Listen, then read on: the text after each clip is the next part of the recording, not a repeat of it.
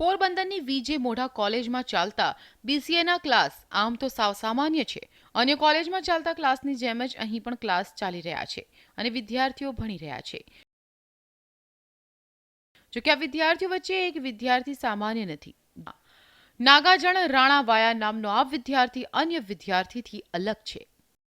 તે જન્મથી જ બોલી શકતો નથી, ના તે જન્મથી સાંભળી શકે છે. આમ છતાં તે છે અભ્યાસમાં અવ્વલ. ક્લાસરૂમમાં સામાન્ય વિદ્યાર્થીની જેમ ભણી રહેલો નાગાજણ તો કોમ્પ્યુટર પર અન્ય વિદ્યાર્થીઓ કરતાં વધુ સ્પીડથી કામ કરતો નાગાજણ સામાન્ય બિલકુલ નથી. પોરબંદરનો આ કાબિલ જન્મથી જ બોલી કે સાંભળી શકતો નથી, પરંતુ આ શારીરિક દુર્બળતાને નાગાજણે ક્યારેય પોતાની દુર્બળતા ન બનાવી. નાગાજણ બીસીએના ચોથા સેમેસ્ટરમાં અભ્યાસ કરે છે અને દરેક પરીક્ષામાં તે અવ્વલ આવે છે. એટલું જ નહીં, નાગાજણ કોલેજના ટોપ 5 વિદ્યાર્થીઓમાં આવે છે. ન આવડવા છતાં એ બહુ રિમેમ્બર સારી કરી શકે. એકવાર એ જોઈ લે છે પછી એને યાદ રહી જાય છે. બહુ સારું છે એનું રિમેમ્બર પાવર. એના ફાધર નથી, અત્યારે હયાત નથી, તો એના છતાં એ એના વર્ક કરી ખેતી કરીને એ અહીંયા આવે છે કોલેજમાં ભણવા.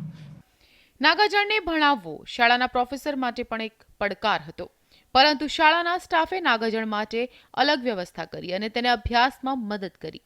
નાગાજણની ભણવા માટેની ધગશ જોઈ તેની ફી પણ અડધી કરી દેવાઈ. અમે જોવા જઈએ તો અહીંયા ઓડિયો વિઝ્યુઅલ અને અમે ઓરલી સમજાવતા હોઈએ છીએ, પણ ખાસ કરીને નાગાજણ માટે થઈ અને આપણે વિઝ્યુઅલ જેમ બને એમ વધારે પડતું રાખીએ છીએ, જેથી કરીને એ આસાનીથી સમજી શકે છે. પોઝિટિવ રહી અને વ્યવસ્થિત અમારી રીતે પણ જેટલું થઈ શકે.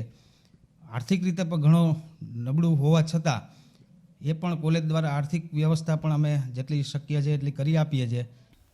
તમામ સુવિધા મળવા છતાં ભણતર પ્રત્યે બેદરકાર રહેતા કેટલાક વિદ્યાર્થીઓ માટે કાબેલ નાગાજણ અનેક રીતે પ્રેરણા સ્ત્રોત સમાન છે. પ્રતિશ શીલુ, ETV ન્યૂઝ, પોરબંદર.